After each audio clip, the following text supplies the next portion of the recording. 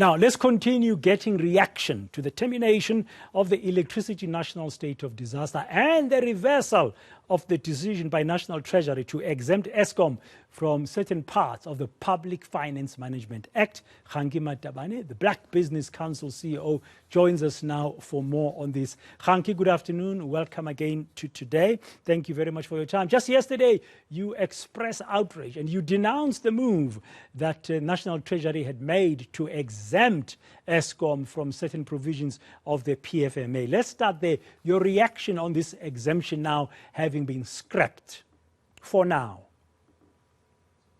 Good afternoon, Braden and the eNCA viewers. We obviously welcome the move by the minister. We were of the view that it should not have been done in the first place, because for us, accountability, disclosure, openness, and transparency is part of our democracy. Remember, South Africa is a constitutional democracy, so we have to live by those ideals. And we always said, for each and every law that is there, if you are not happy with it, there are processes to amend it and change it. The minister is a custodian of our purse, is a custodian of the PFMA, and then he should be, at any given moment, should be the one who becomes most stricter on anyone who does not want to comply with the provisions of the PFMA.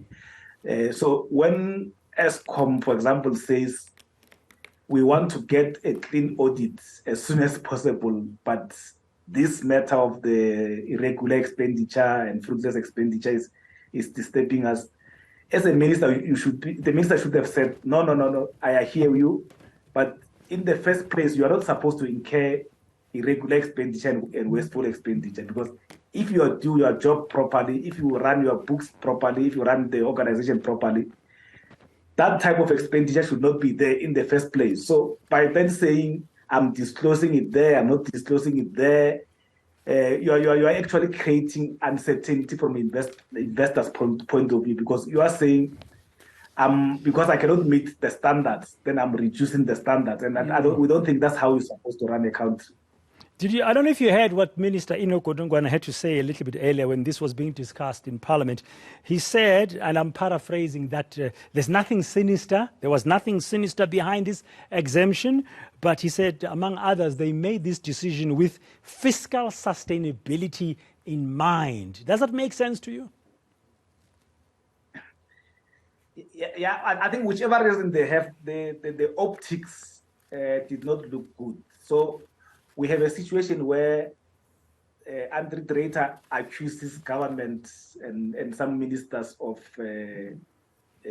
wanting to eat or something at Eskom, or corruption at Eskom.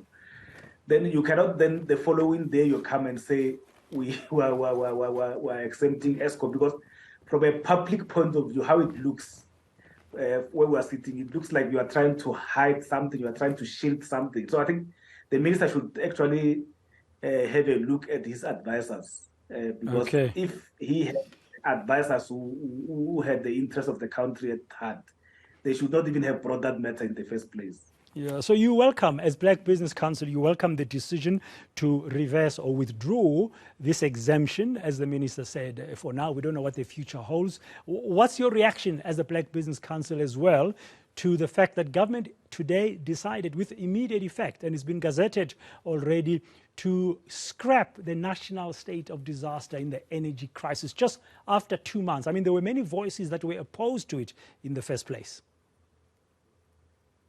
Yeah, we supported it when it was proposed, because we thought it was going to be utilized to make sure that we move from stage 6 and get to acceptable stages, if I can use that word, because load shed is not acceptable at all.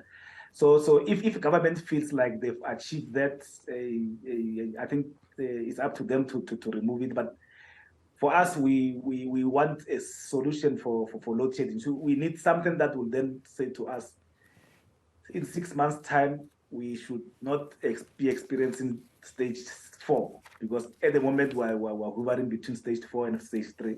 So we need something that can say stage 4 is not there anymore, in 12 months' time, we can then say there's no load shedding at all. Because again, when we're talking about the problem statement, you cannot grow the economy with any load shedding level. Whatever is stage 1 or stage 2 or stage 3, you really cannot grow the economy. And a lot of small businesses are closing down. And as they are closing down, it means we are losing the tax revenue, but also we are basically creating a society that depends on government for survival. So as people lose jobs, they now have to depend on the 350 or whatever the amount that you are getting for social grants. So that is not a sustainable way of running the country. Okay, thank you very much for your time again and reaction this afternoon from the Black Business Council. That's the CEO, Kganki Matabane.